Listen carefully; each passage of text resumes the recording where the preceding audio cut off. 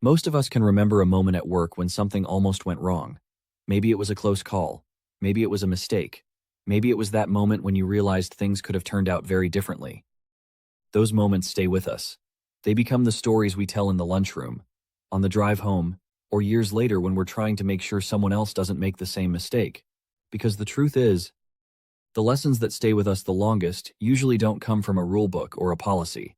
They come from someone who's been there, someone who experienced a moment that changed the way they think about safety. That moment is what we call a turning point.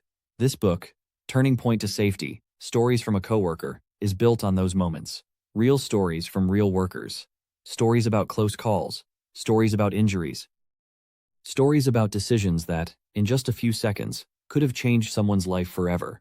These stories aren't about blame. They're about honesty. They're about workers sharing the moments that made them stop and think. I never want that to happen again. Because sometimes the most powerful safety lesson you'll ever hear comes from someone standing right beside you on the job. Someone who's willing to say, "Let me tell you what happened to me." If even one story in this book helps someone pause, think twice, or speak up before something goes wrong, then that story has already done its job. Because safety isn't just procedures. It's people looking out for each other. And sometimes the story that changes everything is the one shared by a coworker.